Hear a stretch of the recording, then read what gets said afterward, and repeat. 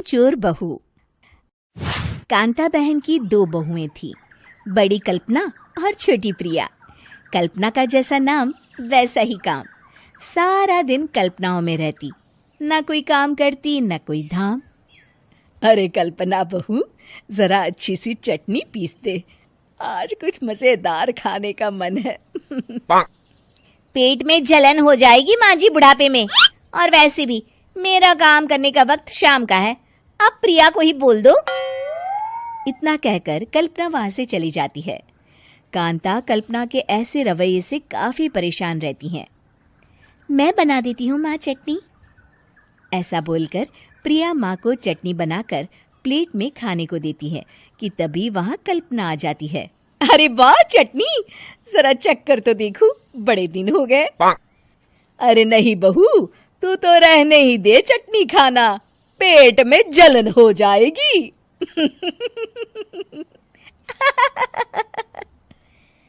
इतना कहकर कांता और प्रिया दोनों हंसने लगते हैं। कल्पना सारा दिन या तो मोबाइल में यूट्यूब देखती या फिर सोती रहती। उसका कमरा भी बिखरा और गंदा रहता। एक दिन कल्पना का पति अशोक उससे कहता है, अरे कल्पना, जानवर भी उस जगह को साफ कर लेता है जहां वो बैठता है, तुम तो इंसान हो, कैसे इतने गंदे कमरे में रह लेती हो? देखो सारा सामान यहाँ वहां बिखरा पड़ा है। ज्यादा अपनी माँ का बोल ना बोलो। हाँ, कमरा तुम्हारा भी तो है, गंदा लग रहा है तो साफ कर लो। पता नहीं तुम्हारे साथ मैं कैसे जिंदगी बिताऊंगा। इतना कहकर अशोक वहां से चला जाता है। कल्पना बस खाना खाने कमरे से बाहर आती और फिर से कमरे में चली जाती। इससे कांता बहन काफी परेशान रहती। एक दिन प्रिया कांता से कहती है, माँ, मैं सारा दिन काम करके थक जाती हूँ, आप कल्पना दीदी से कहिए ना कि सुबह और शाम का काम बांट ले। मैं तो अब सिर्फ एक वक्त का ही काम करूंगी। हाँ। अरे तू वो भी ना करना, एक बहू तो कामचोर थी ही, दूसरी भी आ गई काम ना करने के बहाने लेकर। तभी वहां प्रिया का पति रमेश आ जाता है। माँ, मैं देख रहा हूँ भाभी कोई काम नहीं करती, प्रिया सारा दिन घर और रसोई का काम करती है, अब कुछ करो ना माँ। कांता मन में कुछ सोचती है और कल्पना के पास जाती है। कल्पना फोन पर मेकअप करना देख रही होती है। कल्पना, तुम सारा दिन बस मोबाइल देखती हो, घर का कोई काम भी कर लिया करो। प्रिया सारा दिन काम करके थक जाती है। आज से मैंने फैसला किया है, एक वक्त का काम तुम करोगी, सुबह का खाना तुम बनाओगी और रात का प्रिया। आप लोगों ने काम को हवा बना रखा है। अरे पता नहीं थोड़ा सा ज्यादा काम करने में आप लोग घबरा क्यों जाते हैं। और हाँ, बहुत ज्यादा प्रिया की तारीफ मत करिए मेरे सामने, बड़ी बहू तो मैं ही रहूंगी। मैं कुछ नहीं जानती, कल सुबह मुझे वक्त से खाना चाहिए, रसोई में आ जाना, वरना कल से तुझे खाना नहीं मिलेगा। अगली सुबह कल्पना रसोई में नहीं आती है।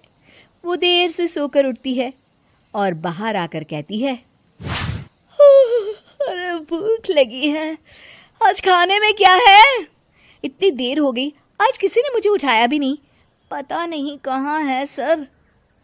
कल्पना को घर में कोई नहीं दिखता। वो रसोई की तरफ जाती है जहां बड़ा सा ताला लगा होता है। अरे रसोई में ताला! ओ, मैं तो भूल ही गई थी। माँ ने आज से सुबह का खाना मुझे बनाने को कहा था। हे भगवान, इतने लोगों का खाना बनाना क्या आसान है?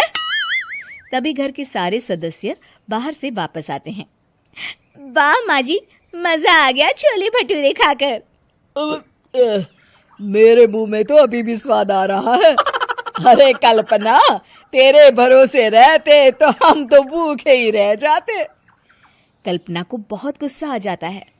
अब बहुत हो गया, आज से मैं अपनी रसोई अलग कर रही हूँ, मैं अपना खाना खुद बना लिया करूंगी। कल्पना अपनी रसोई अलग कर लेती है, पर आए दिन उसका देर से उठना और काम न करने की आदत से वो भूखी ही रह जाती थी।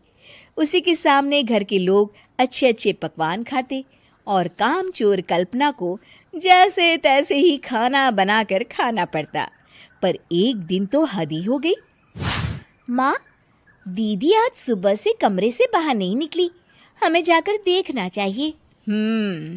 सो रही होगी काम चोर कहीं की, पर तुम कहती हो तो चलो देख लेते हैं उसे। कल्पना कमरे में पेट पकड़कर बैठी होती है।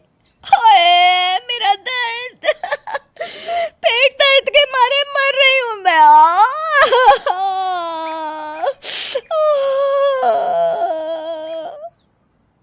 अरे दीदी, क्या हुआ? पेट में दर्द क्यों हो रहा है? डॉक्टर को दिखाया आपने? माँ, कल्पना खड़ी होती है और माँ जी के पास आती है। मुझे माफ कर दीजिए, अब से मैं सारे काम में मदद करूंगी, कभी आलस और काम चोरी नहीं करूंगी। हाँ हाँ, वो तो ठीक है, लेकिन अचानक क्या हो गया जो तू काम करने को तैयार हो गई? काम चोर कल्पना। माँ, लगातार बासी और उल्टा पुल्टा खाना खाने के कारण मेरे पेट में इन्फेक्शन हो गया है। काम न करना पड़े इसलिए मैं 2 दिन का खाना एक दिन ही बना लेती थी। बासी और खराब खाना खाने के कारण लेने के देने पड़ गए। पेट में दर्द हो रहा है। चलो अच्छा हुआ, देर आए दुरुस्त आए।